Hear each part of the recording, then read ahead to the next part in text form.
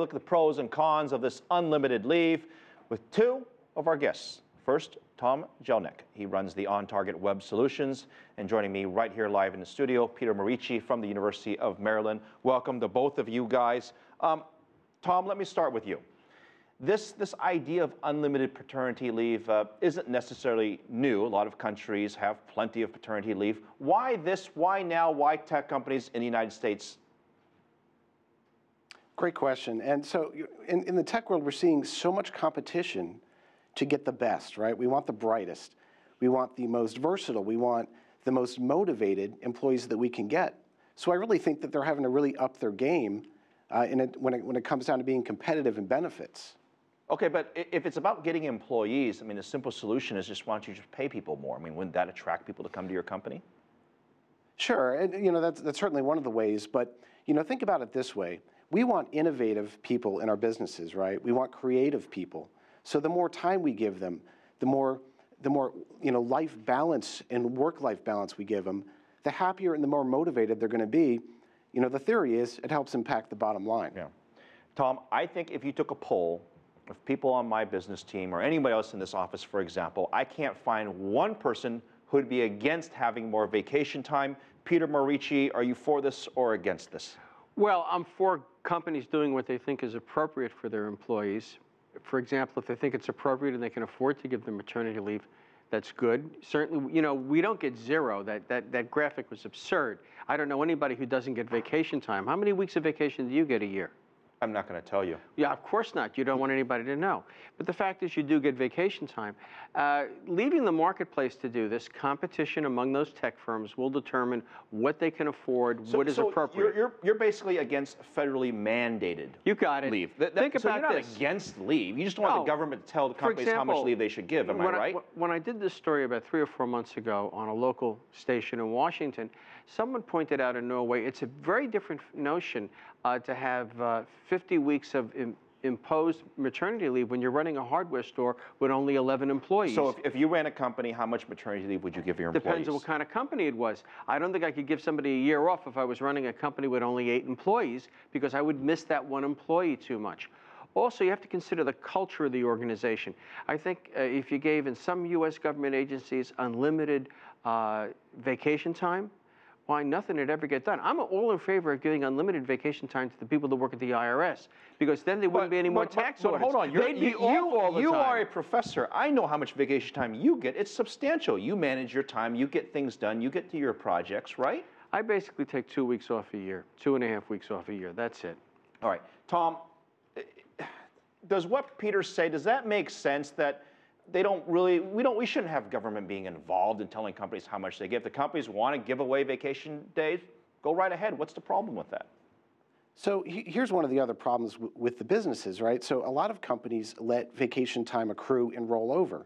So if you potentially give an employee unlimited vacation, you don't have to worry about carrying that debt or that potential debt on the books of the company. So, if Susie doesn't take vacation, and she's doing it, 2-3 times over 3 years, and she leaves the company, well, that company is liable for a big fat check. Yeah. So to answer your question, I don't think the government honestly has much, shouldn't really have their fingers in this. Let me focus on one aspect of it, because I think we should separate vacation days versus maternity days, because I view maternity as a health issue for the mother who has just had their baby, both the mother and father. Obviously, there's a huge change of responsibility for both of them. Should the U.S. government, in your opinion, offer forced maternity leave, and by how much? In my humble opinion, no. I think that should be up to the company and in between the company and the employee. Okay, Peter? No. If we did it, we'd have to pay for it. And I would point out... So what? Okay, well, we did the tax comparison. In Norway, 43%, here, 31%, but Americans spend about 10% more of GDP on healthcare. So in reality, where in Norway it's in the taxes, the burden is about the same. The question then becomes, how do you pay for it? And that becomes a very difficult problem. But does how do you pay for it outweigh the mother's concern that she might be scared to even take, even if you gave her the time off, she'd be scared to take the time off, coming back fearing that she may or may not have a job, or at least have the same promotion opportunities, right? We have legal protections against discriminating against people for having to be sick or to take time off for a valid health reason. But how are other countries doing it? Other countries... Well, they're doing it very differently than we are. I acknowledge that. And also Europe has lots of problems. People like to compare the United States to Western Europe. I'd point out the United States is growing. Wages aren't falling. They might not be growing rapidly right now. But we're doing a lot better than those countries are. They have all kinds of benefits over there. But you know what's the biggest benefit they have of all? Much more unemployment than the Americans do.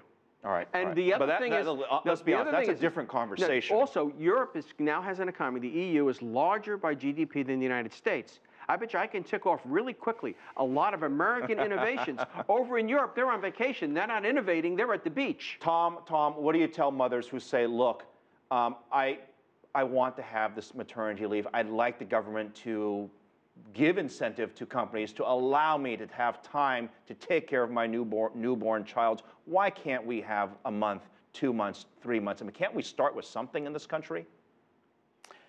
So again, I'm not about government stepping into my organization or anyone else's. I really think if you're a responsible, ethical, people-driven organization, you have those conversations and you create policy that's really going to help those people grow and blossom and have a really solid work-life balance. But to that case, what we hear from companies is they don't want mothers to ultimately quit the jobs just to take, they don't want mothers to have to choose between career and taking care of the home, right? I mean, isn't that a very big question? Why don't we make it easier for moms, and for that matter, even dads? And I'm all for that, but I certainly think that it could be up to the business to handle that without the intervention of the government. Okay, let's get back to vacation days and this unlimited vacation days when we'll step away from the maternity issue. But Peter, do you think that if companies offer this to people, do you think they would ultimately take advantage of it? And is there a point where, let's say you're the boss and I'm the employee and I say, I'm going to take 180 days off. Do you have a problem with that? I mean, ultimately, does it become an issue where there's too many days off? I think it depends on the industry. For example, in the tech sector, if you're dealing with a cadre of very capable, innovative people committed to teamwork and so forth, there's going to be a lot of social pressure not to take too much and to take some at least, so that you don't become a bore at work from not recharging your batteries and being grumpy. So I think in that kind of environment it works. If you're talking about, say, the Ford Motor Company on the line, if you gave them unlimited vacation with the entitlement culture that exists with the UAW, heck, there would never be another F-150 made. They'd all be on vacation. Let me get to this. Bernie Sanders is on a West Coast swing. He's trying to get the Democratic nominee against Hillary Clinton. He got 15,000 people in Seattle. That's 3 times bigger than as many people Hillary got to her opening salvo when she'd announced her running for office. In Portland, he got almost 20,000. You know, one of the things that Bernie Sanders is offering is better benefits, both maternity, paternity, health benefits, all around. Look, I'm not a socialist. Not claiming anybody else is, but isn't there a trend in this country that they want companies that make all these profits to give more back to their employees? I could certainly see that. I mean, I see both angles, but I really think it's up to the company and its culture, right? So if it's a company that's fueled by innovation, by growth, by letting the cream rise to the top, then offering these incentives to employees will really help charge them up and have them and keep them refreshed. You know, the other side of the coin, again, with the Ford example, that's exactly on point. Manufacturing, this... All right, Tom Jelneck, I was going to thank you because I know our salad time was running tight there, but thank you again, Tom Jelneck from On Target Web Solutions. Peter, you stay with me here. Look, he brings up a good point, and I think you agree. Let the companies decide. So, if that said, which industries do you think we'll see this trend continue? I don't think this is going away, Peter. Oh, I think, for example, creative industries like advertising, perhaps on Wall Street it would work. You know, it's a very high-pressure environment, and people up there aren't stealing, but rather they're doing very creative work. One of the things that's happening in law firms, for example, is they're now requiring young people to take time off. They're requiring them to take 2 weeks. They have 4 weeks of vacation, you scatter days here and there, and you take 2 weeks so they'll get out of the office and recharge their batteries. I don't believe in letting people accumulate vacation time so they can cash it out at the end. You give people vacation time because it serves a purpose.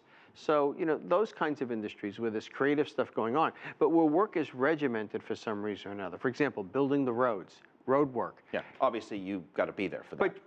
But the point is that you give people a decent amount of vacation to cover that. My point is that companies are making more money than ever before. And that's another matter. But if there's ever a time to give something back to employees, this isn't a bad time to do it. And you know where I stand on capitalism. Peter Morici, very good. Thank you. Take care. It's good to see you.